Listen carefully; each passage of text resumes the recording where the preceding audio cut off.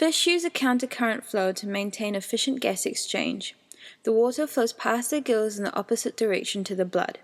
This is shown on the diagram as the red arrow is the blood moving into the opposite direction to the blue arrow, the water, which entered through the mouth and is now moving over the gills.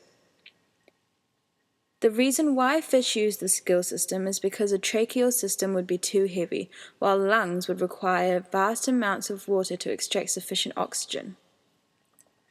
Dissolved gases diffuse faster between fluids with a large difference in gas concentration. On the diagram, we see that there is 100 ppm oxygen in the blue arrow, water, and 70 ppm oxygen in the red arrow, blood.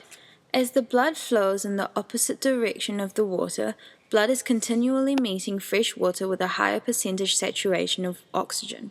The concentration gradient is maintained across the gill lamella, and oxygen continues to diffuse into the blood.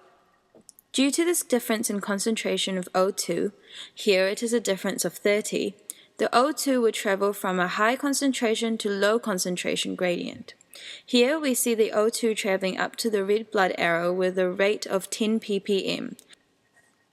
So, as the blood leaves the gills, it has now got 80 ppm oxygen in the cell. As the water leaves the gills to the operculum, we see that it decreased by 10 ppm, 100 ppm to 90 ppm. This continues as we see the next step of the red arrow holding 60 ppm oxygen, gaining 10 ppm oxygen from the blue arrow holding 90 ppm oxygen.